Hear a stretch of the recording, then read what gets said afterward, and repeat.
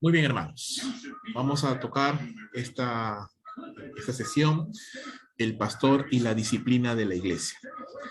¿Qué es la disciplina? A modo general, no a modo genérico. Es el proceso a través del cual las personas pasamos con el propósito de formar o de reformar el carácter, ¿no? Si es que en algún momento hemos tropezado, hemos resbalado. La disciplina se puede aplicar a muchos temas, ¿no? A disciplinas en el campo físico, en muchas áreas de la vida, pero queremos enfocarnos básicamente en la disciplina del carácter, ¿no? De la vida interna de las personas. Ahora, tenemos que reconocer que en la vida del ser humano Dios ha provisto agentes disciplinarios, personas que de alguna manera van moldeando nuestra forma de actuar, de pensar, de ser. Y los primeros agentes disciplinarios que Dios coloca en nuestras vidas son nuestros padres, ¿no? Que deben disciplinarnos para poder criar, pues, buenos hijos. También tenemos al gobierno civil que tiene la espada, ¿no? Como dice Pablo en Romanos 13, para castigar al que hace lo malo. También está la iglesia, que es un agente disciplinario que corrige al creyente que peca y persiste en su pecado. Y por último, obviamente, Dios mismo, que también disciplina directamente a los que son sus hijos, ¿no? A los que son sus hijos. Ahora, ¿cuál es el problema actual de muchas iglesias que tenemos, que encontramos? Es de que no se enseña sobre la disciplina bíblica o incluso no se practica, ¿no? Es decir, hay personas que están cometiendo pecados o están viviendo en pecado o están viviendo una vida desordenada en algún punto de su vida cristiana y no se les dice nada, ¿no? No se les exhorta, no se les reprende, no se les disciplina. Entonces, eso de alguna manera genera una actitud de irreverencia de toda la iglesia hacia eso, porque caramba, si yo veo a una persona que está viviendo en pecado, está viviendo una vida desordenada y nadie le dice nada, entonces, bueno, yo también lo puedo hacer y no pasa nada, ¿no? Entonces, esa es una de las consecuencias terribles cuando no hacemos este énfasis adecuado en la disciplina eclesiástica.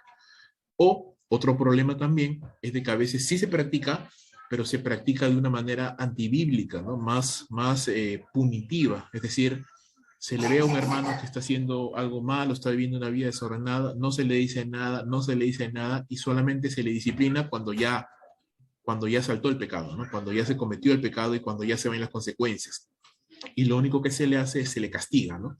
Es decir, se le quitan privilegios, se le quita posiciones, no se le permite tomar la cena del Señor, no se le permite hacer cosas y se le relega, ¿no? Como que se le abandona ahí a su suerte, ¿no? Una especie de apestado, ¿no? Entonces, tampoco eso no es la disciplina bíblica, ¿no?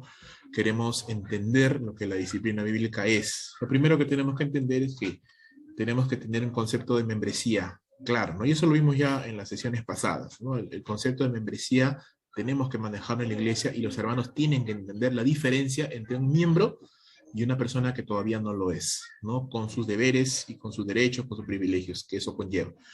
Ahora, este concepto me gusta. Dice, la disciplina implica cada acción destinada a incentivar la santidad y a luchar contra el pecado. Ahora, esto involucra un abanico grande de cosas, ¿no? La enseñanza desde el púlpito, la enseñanza en las células, la reprensión uno a uno, la rendición de cuentas, la consejería. Entonces, la iglesia debe de manejar, los pastores sobre todo, tenemos que manejar estos recursos, tanto desde el púlpito, como desde las células, como en la conversación uno a uno, como en la rendición de cuentas, como en la consejería. Tenemos siempre que estar, porque, llamémoslo así, en el ministerio, hermanos, mientras vamos conociendo a los hermanos, ya nos vamos dando cuenta, ¿verdad?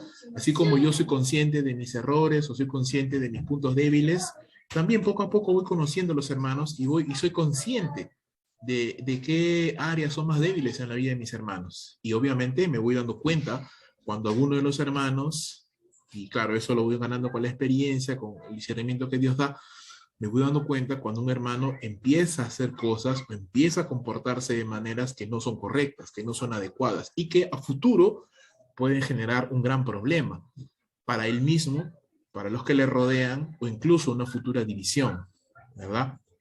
Entonces yo tengo que, como decían por ahí, como anciano, como pastor, yo tengo que estar 2 pasos adelante, ¿no? Yo tengo que tratar de adelantarme en la situación y no permitir que un futuro conflicto suceda, adelantándome esto y tratando de manejar este tema, tratando de tocarlo, de enseñarlo, de poder tratarlo, para que no llegue a mayores, ¿no? Esa es la idea. No queremos que la iglesia llegue a una situación de vergüenza, de tristeza por un pecado, no queremos que la iglesia llegue a un asunto de división, de enemistad, entonces queremos hacer las cosas antes de, no solamente disciplinar al que ya se equivocó, ya cayó, ya pecó, sino antes de, queremos llamar la atención, queremos reprender o queremos redarguir o queremos hablar con la persona para tratar de hacerle ver por el camino por el que está yendo, ¿no? Y cuáles son las consecuencias de las decisiones que un hermano o hermana pueda estar tomando.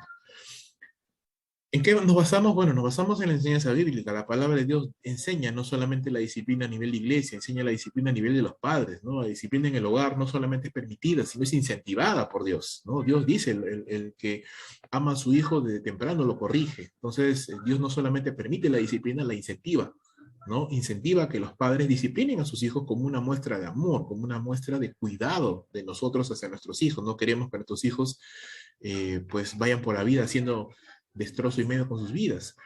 Y la disciplina eclesiástica también se basa en la enseñanza de que Dios mismo disciplina a sus hijos, ¿no? Y si Dios mismo disciplina a sus hijos, también en la iglesia se permite y se enseña la disciplina bíblica. ¿Qué tipos de disciplina podemos encontrar? Tres, ¿no? La formativa, cuando enseñamos la palabra, cuando estudiamos la palabra, cuando procuramos incentivar la rendición de cuentas con los hermanos, cuando enseñamos las consecuencias del pecado en la vida de los personajes bíblicos y advertimos a la iglesia, ¿no? Para no caer justamente en esos ejemplos, para no cometer esos mismos errores. Entonces estamos formando, ¿no? Es muy interesante hacer eso, más aún con los niños, más aún con los adolescentes, con los jóvenes, es enseñarles las terribles consecuencias del pecado. No solo el pecado sexual, que claro, es uno de los tal vez mayores tipos de pecados en los cuales los jóvenes pueden caer, pero no solo el pecado sexual, hay muchos otros tipos de pecados en los cuales los jóvenes pueden caer y pueden de alguna manera arruinar su vida. Entonces formamos a los jóvenes, a los hermanos, perdón, advirtiéndoles de las consecuencias del pecado. Preventiva es cuando ya identificamos a un hermano, a una persona que no está haciendo las cosas correctas, entonces no tomamos la actitud de, bueno, será su problema. No es su problema, es nuestro problema, porque es parte de la iglesia, su pecado nos va a afectar a todos. Entonces, acercamos y como decía hace un instante, como a pastores, como ancianos, nos adelantamos a la situación y tratamos de detener, ¿no? Detener este asunto para que ya no, tal vez el hermano no se ha dado cuenta, tal vez la hermana no se ha percatado, ¿no? Entonces nos acercamos, confrontamos en amor, exhortamos si es necesario, advertimos para que esas cosas no sucedan. Y si lamentablemente, a pesar de eso, suceden, porque tenemos que ser conscientes de que a veces hay hermanos o hermanas que por más que usted le diga, por más que usted le advierta, por más que usted le enseñe, lo va a hacer igual, va a pecar, porque ya ese es un asunto del corazón, ya es un asunto que ya usted y yo tenemos control, y peca esa persona, entonces tenemos que ya entrar a un proceso de disciplina bíblica, según lo que la palabra de Dios nos enseña, ¿no? Y en su momento lo vamos a ver, Mateo capítulo 18, del 15 al 20, y acá está, ¿no? Las traducciones más confiables, los manuscritos más confiables, nos dicen, si tu hermano peca, no contra ti, como dice la Reina Valera, sino si tu hermano peca nada más, si tu hermano peca, si tú ves a tu hermano pecar, ¿no? No solamente el ofendido, pero cualquier hermano que es consciente de que un hermano ha pecado, ve y repréndelo a solas, ¿no? Es mi responsabilidad. Si yo soy consciente, veo, noto que un hermano, y eso es algo que siempre enseñamos y queremos seguir enseñando, y pido su ayuda a ustedes también para que siempre me ayuden a enseñarlo en las células como en el púlpito. La responsabilidad de la reprensión, de la rendición de cuentas, no solamente es de los ancianos, es de todos. Entonces, yo como hermano veo que mi hermano o mi hermana está haciendo cosas equivocadas, está haciendo cosas que no debe de hacer, entonces mi responsabilidad es ir y reprenderlo a solas. Si me escucha, he ganado a mi hermano, ¿no? Pero si no me escucha, dice, entonces lleva contigo a uno o a dos más, hermanos, líderes, personas maduras en la fe, para que toda palabra sea confirmada por boca de dos o tres testigos. Y si aún esta persona rehúsa escucharlos, dice, dilo a la iglesia, y si también rehúsa escuchar a la iglesia, sea para ti como el gentil y el recaudador de impuestos. O sea, la expulsión de la iglesia y ser tratado como un incrédulo. Pero lo que viene después es espectacular. Dice, en verdad les digo que todo lo que ustedes aten en la tierra será atado en el cielo, y todo lo que desaten en la tierra será desatado en el cielo. Además les digo que si ustedes se ponen de acuerdo sobre cualquier cosa que pidan en la tierra, les será hecho por mi Padre que está en los cielos. Porque donde están dos o tres reunidos en mi nombre, ahí estoy yo en medio de ellos. He investigado bastante acerca de esto y la mejor interpretación que los estudiosos, que los que saben, encuentran es la siguiente. El cielo se pone de acuerdo con nosotros, con la iglesia, cuando la iglesia decide disciplinar a una persona de una manera bíblica, por supuesto. Entonces, si una iglesia disciplina a un hermano según los parámetros de la palabra de Dios, no estamos hablando de una disciplina por disciplina, sino una disciplina bíblica, y ese hermano es disciplinado bíblicamente, ese hermano está atado, ¿no? Por Dios, Dios reconoce, el cielo reconoce la disciplina que la iglesia ha hecho y esa persona está atada. Y no va a ser desatada, no va a encontrar bendición, no va a encontrar la bendición de Dios hasta que la iglesia levante ese proceso de disciplina, es decir, hasta que ese hermano se vuelva a encauzar en el camino correcto. Ahora, esto es una gran responsabilidad de ambos lados, porque uno, de parte de la iglesia, queremos hacer las cosas bien, no queremos ser demasiado duros con quien no debemos serlo, ni tampoco ser demasiado blandos con quien debe ser tratado, tal vez con un poco más de firmeza. Y por el lado del hermano o hermana que caiga en esta situación, por más que ese hermano diga, no, yo no quiero saber, no reconozco la disciplina y se vaya a otro lugar, esa persona sigue estando atada. Porque aquí lo dice la palabra de Dios, lo que ustedes aten en la tierra será atado en el cielo, ¿no? Dios reconoce la disciplina que la iglesia ejerce sobre una persona. Y si esa persona ha sido disciplinada por las razones correctas, a donde se vaya esa persona, seguirá estando disciplinada por Dios hasta que se levante esta situación, hasta que se ponga en orden. Entonces, eso es algo muy fuerte, realmente, que tenemos que enseñarlo y que tenemos que entenderlo en el trabajo que tenemos con respecto a la disciplina. No se trata solamente de llamar la atención y ya, ¿no? Hay toda una implicación mucho más grande que podemos ver en la palabra del Señor. ¿Cuál es el propósito de la disciplina bíblica? ¿Qué queremos lograr? ¿Qué se quiere conseguir con la disciplina bíblica? Definitivamente no queremos avergonzar, no queremos humillar.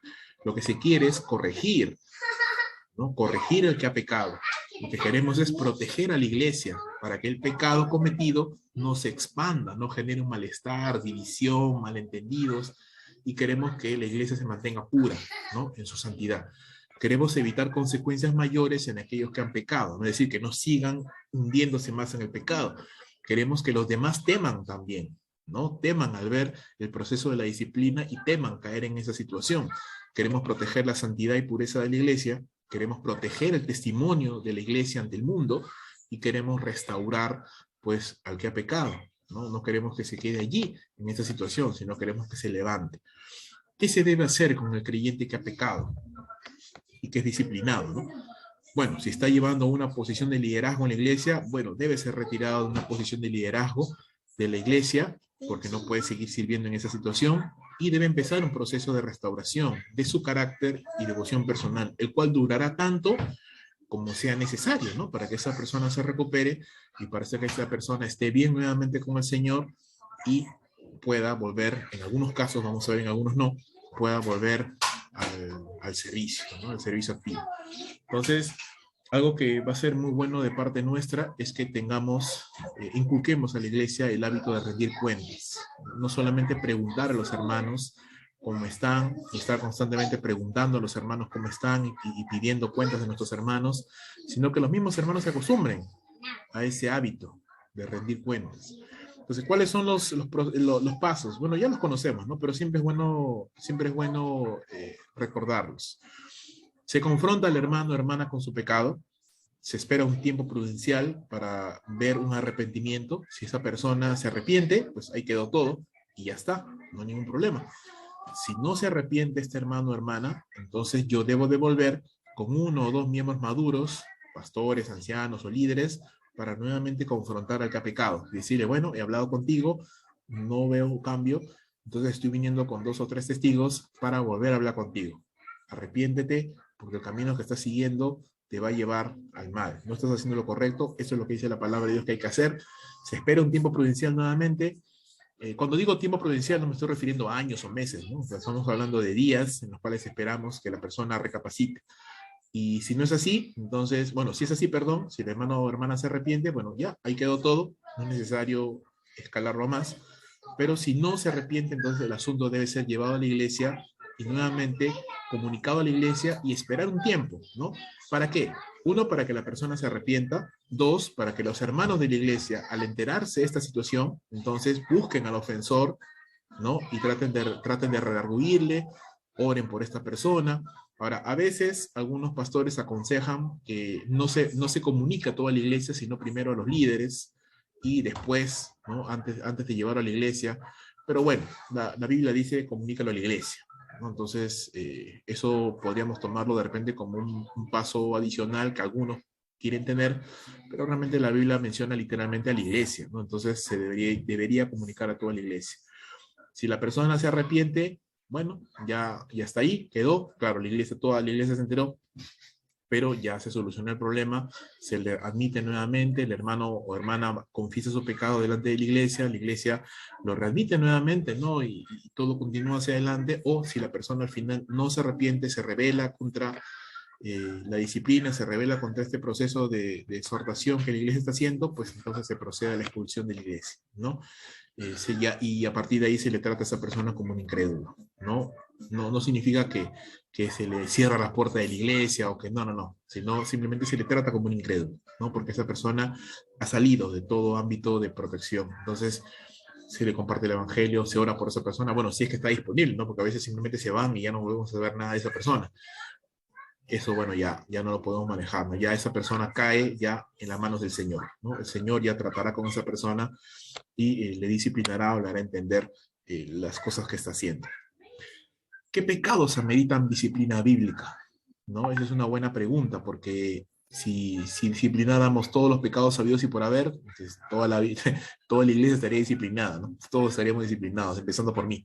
Entonces, ¿qué pecados ameritan disciplina bíblica? Pecados públicos que afectan a la congregación, ¿no? Fornicación, adulterio, ¿no? Cosas que tienen consecuencias pues terribles, ¿no? Que obviamente se pueden ver, ¿no? Un embarazo o la ruptura de un hogar, o sea, que son cosas que son palpables, que son visibles y que obviamente generan malestar, dolor, y que la iglesia va a saber y se va a preguntar, ¿no? ¿Qué está pasando? Entonces se tiene que disciplinar, no se puede dejar así. Pecados cometidos por los líderes de la iglesia, ¿no? Si esa persona está liderando, está llevando un ministerio y está cometiendo pecado, entonces tiene que disciplinarse, porque imagínate, se le va a retirar y nadie sabe por qué se le ha retirado, se tiene que decir, porque es algo que es visible, ¿no? De pronto un día el hermano está liderando, sirviendo, y de pronto el día siguiente ya no está. Obviamente todo el mundo se va a preguntar, ¿y qué pasó con ese hermano, no? ¿Por qué ya no está ahí? ¿Por qué no está sirviendo? Entonces, por disciplina. Y también disciplina pública por falta de arrepentimiento, es decir, cuando sea cual sea el pecado cometido, el hermano o hermana está en una actitud de rebeldía, ¿no? De repente no es fornicación, no es adulterio, no es nada de eso. Por ejemplo, ¿no? Algo que pasó con un hermano que tuvimos en la iglesia que vivía una vida desordenada, ¿no? No era un pecado grosero, pero era un pecado al cual, después de conversar con esta persona varias veces, no se arrepentía. Entonces tuvimos que llegar a este punto de la disciplina y la persona entendió, la persona comprendió, se arrepintió y se le levantó la disciplina y el Señor lo ha bendecido, ¿no? Y esta persona este hermano está avanzando, está creciendo, está madurando porque se sometió, ¿no? A la disciplina. ¿Cómo llevar a cabo la confesión pública? El objetivo no es avergonzar, sino santificar al Señor, mostrar lo terrible del pecado. El hermano arrepentido confiesa su pecado delante de la congregación. Claro, en los casos en los cuales el hermano se arrepiente, ¿no? O sea, llega al tercer nivel en que toda la iglesia se entera y el hermano se arrepiente, bueno, excelente, ¿no? Entonces, ese hermano, como ya todos saben públicamente lo que ha pasado, pues el hermano entonces públicamente se presenta porque se ha arrepentido, porque quiere cambiar. Entonces, obviamente, como iglesia, nuestra responsabilidad es recibirle, mostrarle el amor de Dios, el perdón de Dios, abrazarle, orar por él y hacerle entender de que, bueno, falló, se equivocó, pero se arrepintió y nuevamente todo puede continuar y obviamente con un proceso adecuado de restauración, ¿no? En el cual el hermano se fortalezca espiritualmente, el hermano o la hermana se fortalezca espiritualmente para poder otra vez estar listo para seguir avanzando. Ahora, ¿cuánto debe durar la restauración bíblica? Va a depender, ¿no? Como decía, va a depender del pecado cometido y de las consecuencias también, ¿no? No es lo mismo una vida desordenada que fornicación, que un embarazo, no es lo mismo, ¿no? Que un robo, que una violación, no es lo mismo. O sea, hay cosas muy serias, ¿no? Incluso hay cosas que van a llevar a esa persona a la cárcel, ¿no? Entonces, tiene que haber un tiempo prudencial que debe ser evaluado ya por cada caso ¿no? Los ancianos evaluaremos cada caso para ver cómo se debe de manejar, excepto en el caso de pastores que son removidos, ¿no? O sea, personas que están ejerciendo el pastorado ya y que son disciplinados por pecado. Entonces, en este caso, hermanos, así el pastor se arrepienta y se recupere y todo, ya no puede regresar al ministerio, ¿no? Porque ya dejaría ha cometido un pecado serio, ¿no? Siendo su investidura, estando en el pastorado, ya no, ¿no? Sé que hay algunas iglesias que sí levantarían a un pastor que ha caído en infidelidad, ¿no? Qué sé yo, en algún otro pecado grosero, y lo volverían a levantar, pero considero de que no, ¿no? Y considero, y creo que esa es la práctica de la mayoría de las iglesias bautistas, consideramos de que ya no, porque es una persona que estando en el ministerio ha ofendido, ¿no? El ministerio y el cargo que ostentaba y todo, entonces es un tema muy delicado. No estamos diciendo que ese hermano no va a ser recibido en la iglesia, que no va a recibir el amor, el cuidado de la iglesia, no. Estoy refiriéndome específicamente a su ministerio de pastor. Podrá servir en otra área, nuevamente sí, seguro, pero de pastor, ya no. Siempre eso nos debe llevar a pensar y a recordar la santidad de Dios, ¿no? Y lo terrible del pecado y sus consecuencias. Hay una última Pastor, reflexión que quiero mostrarles, que me gustó, me impactó y creo que va a ser bueno en algún momento tal vez incluso también compartirla a la iglesia, ¿no? El pecado te llevará más allá de donde pensabas llegar, ¿no? Uno piensa una cosita, otra cosita, pero al final el pecado te lleva mucho más allá. El pecado te alejará por más tiempo del que habías pensado. El pecado te costará más de lo que querías pagar. Pecas a tu manera, pero deberás regresar a la manera de Dios, ¿no? Y normalmente humillado, ¿no? El pecado engendra pecado. El pecado te conduce a justificar lo que has hecho. Decir, no, no es tan malo, yo no he hecho algo tan malo, tan grave, pero es pecado al final. El pecado produce placer efímero, pero sus consecuencias son duraderas y a veces son terribles. No hay pecado oculto que Dios no ponga de manifiesto, ¿no? Obviamente pecado oculto no confesado, ¿no? Mi pecado empieza cuando yo quiero, pero las consecuencias empiezan cuando Dios quiera, ¿no? A veces no son inmediatas, a veces sí, pero al final no podemos, como dice el punto 10, no podemos burlarnos del Señor, ni podemos engañar, ¿no? El que peca y mantiene su pecado, no lo confiesa, no lucha contra ese pecado, lo abraza, lo oculta, lo esconde, al final, de una u otra manera, el Señor lo va a sacar a la luz. Entonces, pecado no confesado, no arrepentido, ¿no? Es pecado que en algún momento nos va a avergonzar, ¿no? Entonces, considero que es algo bueno para reflexionar y algo que la iglesia debe de recordar, debe saber, ¿no? Entonces, y con eso, bueno, quiero terminar esta sesión. La disciplina bíblica es parte de lo que la iglesia debe hacer, es parte de las tareas que como ancianos y como pastores tenemos que llevar. No es bonito, no es algo agradable disciplinar a un hermano, no es agradable tener que confrontar a un hermano y no es algo alegre ver cómo un hermano se resiste o se endurece en su corazón contra el Señor.